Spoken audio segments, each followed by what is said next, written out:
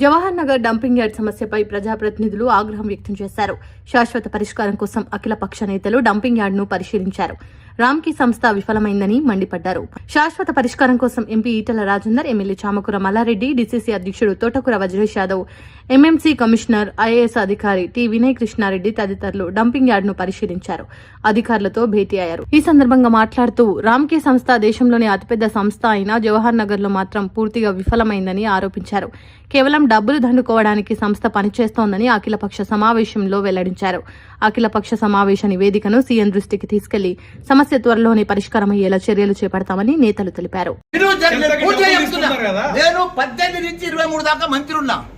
నేనేం చేసిన నా ఆయంలా కొత్త రిజర్వాయర్లు కట్టించిన, ఇంటింటికి నీళ్లు ఇచ్చిన, జవహర్ నగర్ లో 500 కోట్లతోటి కరెంటు తెప్పించిన, చెత్తతోటి ఉత్పత్తి చేపించిన, 102 బండ్లు కవర్లు కొత్త లేటెస్ట్ ఇండియాలో first time in Jawahar Nagar కొత్త బండ్లు తెప్పించిన, 250 కోట్లతోటి ఈ వాటర్ ఫిల్టర్ చేసేది తెప్పించిన. ఇవన్నీ ఎవరు చేసారు అనుకుంటున్నాం? మల్లారెడ్డి. చుట్టుపక్కల బతికేటువంటి ప్రజల యొక్క ఆరోగ్యం గాలిలో కలిసిపోయింది. ఇక్కడ ప్రెగ్నెంట్ ఉమెన్ వాళ్ళ అబార్షన్స్ అవుతా ఉన్నాయి. ఇక్కడ పశు సంపద కథమైపోయింది.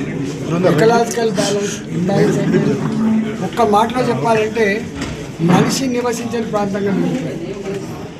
ఇలా ప్రపంచంలో ఇంత పెద్ద టెక్నాలజీ వచ్చిన తర్వాత ఇన్ని వేల కోట్ల రూపాయలు వెచ్చించి రామ్కీతో అగ్రిమెంట్ చేసుకున్న తర్వాత ఆ అగ్రిమెంట్లో అనేక రకాల కండిషన్స్ ఉన్న తర్వాత జీరో డిశ్చార్జ్ ఉంటుందని, పొల్యూషన్ ఉండదని చెప్పి, సౌండ్ పొల్యూషన్ కూడా ఉండదని చెప్పిండ్రు.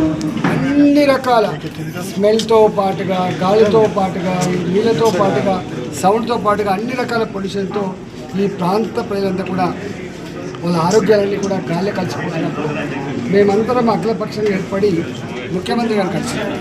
అయ్యా ముఖ్యమంత్రి గారు, మీరు స్వయంగా ఎంపీగా ఉన్నారు, ఈ ఇష్యూ సంపూర్ణంగా మీకు అవగాహన ఉంది. ఆనాడు మీరు డిమాండ్ చేసే స్థానంలో ఉన్నారు, దాని మీద కొట్లాడే స్థానంలో ఉన్నారు, ఇవాళ చేసే స్థానంలో ఉన్నారు. మీరు సియోలు పోయొచ్చిండ్రు, జపాన్ పోయొచ్చిండ్రు, ప్రపంచంలో అనేక అభివృద్ధి చెందిన దేశాలు తిరిగి వస్తూ ఉన్నారు, టెక్నాలజీ పెరిగిందని చెప్తా ఉన్నారు.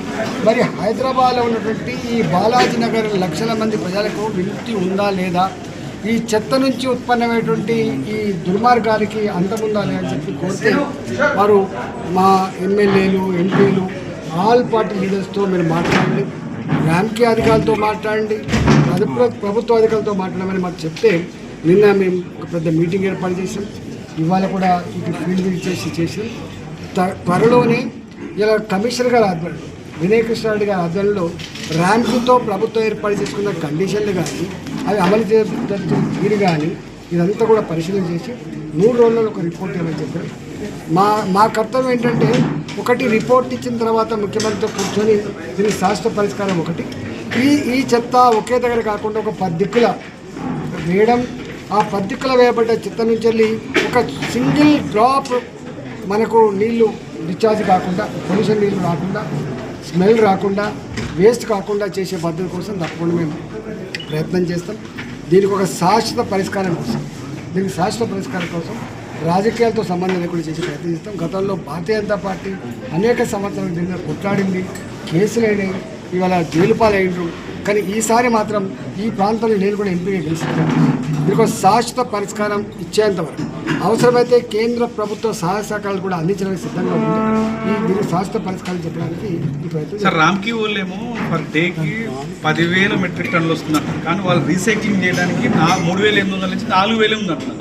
మరి 6,000 మిగిలిపోతుందిగా పర్ డే బై డే కుప్పలు పెరిగిపోతూనే ఉన్నాయి. మరి ఇంతకాలం అంటే గవర్నమెంట్లు చూసి ఉన్నట్టు వదిలేసాయా? తెలీదా గవర్నమెంట్లకి ఇది? యాక్చువల్గా 3,800 టన్నులు అని చెప్తాను, అది కూడా చేస్తున్నారు నాకు అనుమానం ఉంది. ఇలా మోర్ దెన్ 50% చెత్త ఇక్కడే మళ్ళీ గుట్టలుగా పేరుకుంటుంది, ఇక్కడే లిటర్డ్ వాటర్ అంతా భూగర్భ జలాలు కలిసిపోతున్నాయి, ఇక్కడే ప్రజల ఆరోగ్యం కథమైపోతుంది. మరి ఇంత జరుగుతుంటే పొల్యూషన్ కంట్రోల్ బోర్డు ఏం చేస్తుంది సార్? భూగర్భ జలాలు పోతున్నాయి, ఎయిర్ పొల్యూషన్ పోతుంది. జేఏసీలుగా ఏర్పడ్డ వాళ్ళు, సంఘ సంస్కర్తలుగా ఉన్నవాళ్ళు, కొంతమంది పొలిటికల్ పార్టీ లీడర్లు కూడా ముఖ్యమంత్రి చెప్తా ఉంటారు, మనకి పోయింది. కానీ కోర్టులకు తప్పుడు రిపోర్ట్ సబ్మిట్ చేసి కోర్టులను అడ్వకేట్లు మేనేజ్ చేసుకొని వీళ్ళు బయటపడుతుంది తప్ప వీళ్ళకి ఎప్పుడు కూడా నిజాయితీ సంబంధించిన డంపింగ్ యార్డ్కి సంబంధించి అన్ని ఇష్యూస్ను కూడా అఖిలపక్షం ఏర్పాటు చేసేసి స్టడీ చేయమని గౌరవ ముఖ్యమంత్రి వారు చెప్పారు.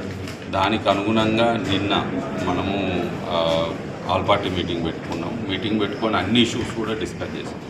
సో నిన్న మీటింగ్లో భాగంగా ఒకసారి సైట్ కూడా విజిట్ చేద్దాము, ప్రాక్టికల్గా అక్కడికి వెళ్ళి కూర్చుంటే ఇంకా కొన్ని ఇష్యూస్ అర్థమయ్యే అవకాశం ఉంటుంది అనే డెసిషన్ తీసుకున్నాం.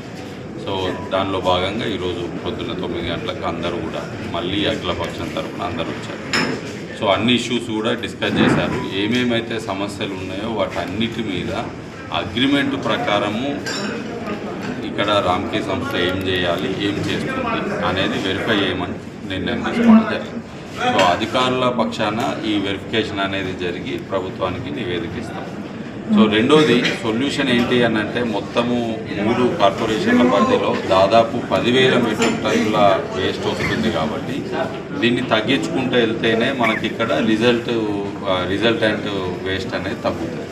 కాబట్టి అదర్ ఏరియాస్లో ఎక్కడైనా ల్యాండ్ ఉన్న దగ్గర అందరూ కలిసి సహకరించాలి అనే నిర్ణయం కూడా తీసుకున్నారు అఖిలపక్షం తరఫున. సో అన్ని పొలిటికల్ పార్టీస్ కూడా మిగతా సైట్స్ లోపల అందరూ కలిసి అక్కడ వేస్ట్ ప్లాంట్ ఎస్టాబ్లిష్ చేసేందుకు కోఆపరేట్ చేస్తామని చెప్పారు. అలాగిన జరిగితే నగరానికి 4 వైపులో కూడా 4 డంపింగ్ యార్డ్స్ వస్తే కొంత ప్రెజర్ అనేది ఇక్కడ తగ్గుద్ది. తగ్గిన తర్వాత ట్రీట్మెంట్ ఇలాగే జరుగుద్ది కాబట్టి రోజుకి ఇప్పుడు పెరుగుతుంది, తర్వాత తగ్గుకుంటూ వెళ్తాయి. సో ఆ 2 విషయాల మీద నిర్ణయం తీసుకోండి. సార్ ఇప్పుడు మీరు